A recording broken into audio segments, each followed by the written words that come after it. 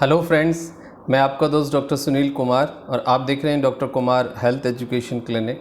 आज हम बात करेंगे कि सेक्स फॉर प्रेगनेंसी मतलब कि किस टाइम पे और कैसे रिलेशनशिप इस्टेब्लिश करें, इंटरकोर्स करें, सेक्स करें कि जिससे प्रेगनेंसी नेचुरली कंसीव हो जाए और मतलब जल्दी कंसीव हो जाए।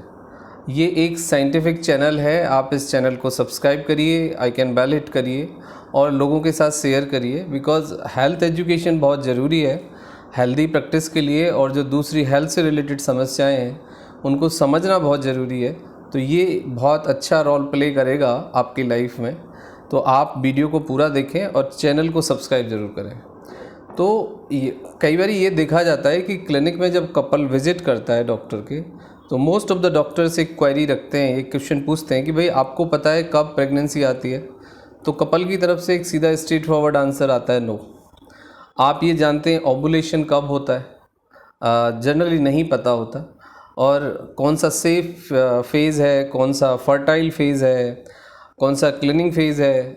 अपार्ट फ्रॉम दैट और भी बहुत सारे मिथ्स होते हैं। बहुत सारे लोग सोचते हैं कि कुछ सीजनल रीज़न है, मतलब कुछ स्पेसिफिक सीजन या मंथ होते हैं जिसमें कि प्रेगनेंसी कंसीव होती है। हाँ, कुछ परसेंटेज कम ज़्यादा हो सकता है प्रेगनेंसी के कंसीव होने के मामले में, बट ऐसा नहीं है कि कोई स्पेसिफिक मंथ है या कोई एक स्पेसिफिक ऐसी कोई कंडीशन होती है, ऐसा कुछ भी नहीं है। लेकिन यस, ये बात बहुत इम्पॉर्टेंट है और ये जाननी ज़रूरी है कि कौन सी ऐसी चीज़ें हैं कि जो मिथ के कारण प्रॉब्लम क्रिएट करती हैं। और बहुत सारे लोगों को कोई प्रॉब्लम नहीं होती है, लेकिन वो बहुत सारा ट्रीटमेंट ले रहे होते हैं, थेरेपी बदल रहे होते हैं, डॉक्टर बदल रहे होते हैं, और दो लोगों के बीच में, कपल के बीच में एक प्रेशर, एक एंजाइटी, एक स्ट्रेस, एक फियर, और दोनों ही लोग अपने ऊपर एक बहुत बड़ा क्वेश्चन मार्क लगा लेते हैं कि वो हेल्दी नहीं है, वो फर्टाइल नहीं है, वो बच्चा पैदा नहीं कर सकते।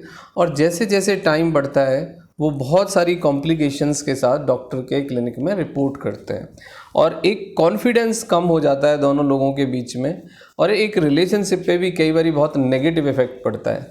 तो पहली बात तो ये है कि प्रेशर लेके, फियर लेके यदि आप इंटरकोर्स कर रहे हैं तो उससे फिर चीज़ें और ज़्यादा ख़राब होने की संभावना डेवलप होती है।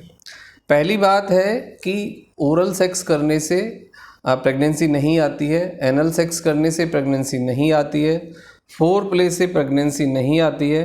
हाँ, फोर प्ले का रोल है स्टिमुलेशन के लिए, प्रिपरेशन के लिए। यदि आप अच्छे से फोर प्ले करते हैं तो आप सेक्सुअली, मेंटली, फिजिकली ज़्यादा तैयार होते हैं और ज़्यादा फर्टाइल कह सकते हैं, या फिर आप ज़्यादा हार्मोनली एक्टिव हो जाते हैं, जिससे कि आपकी जो सेक्सुअल रिएक्शन है, जो प्रक्रिया है, वो ज़्यादा बेटर होती है, ज़्यादा कनेक्टिव रहती है, और उसके सक्सेस होने की जो संभावनाएं वो बढ़ जाती हैं।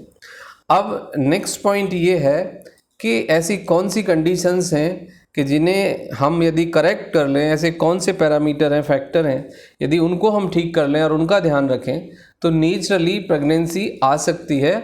और नॉर्मली 99% लोगों को नेचुरली प्रेगनेंसी आती है। वो लोग फर्टाइल हैं, उनमें वो एबिलिटी होती है। ये मैटर नहीं करता है कितने स्पर्म हैं, one sperm is enough to pregnant. इंसान के पास तो बहुत सारे मिलियन स्पोर्स होते हैं, और वो एक केवल स्पर्म हमें चाहिए।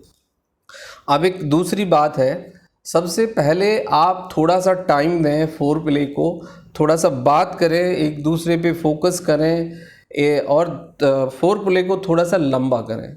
उसके बाद जब आप पेनिट्रेटेड सेक्स करें तो सेक्स के लिए, जो प्रेगनेंसी के लिए, कंसीव करने के लिए जो बेस्ट पोजीशन है वो main on top and the vaginal sex is the best position. लेकिन उसमें आप ये करेंगे कि हिप के नीचे, यानी पीठ के नीचे, लोअर बैक के नीचे आप एक तकिया लगा लेंगे, जिससे कि इंटरकोर्स के बाद जो स्पर्म है उसके बाहर निकलने का या आउटसाइड सिक्रीट होने की जो संभावना है वो थोड़ी सी कम हो जाएगी। दूसरे लेवल पे एक क्वेश्चन खड़ा होता है कि कितने टाइम तक आफ्टर सेक्स, आफ्टर रिलेशनशिप और आफ्टर इंटरकोर्स हम उसी पोजीशन में रहें 10 to 15 मिनट्स।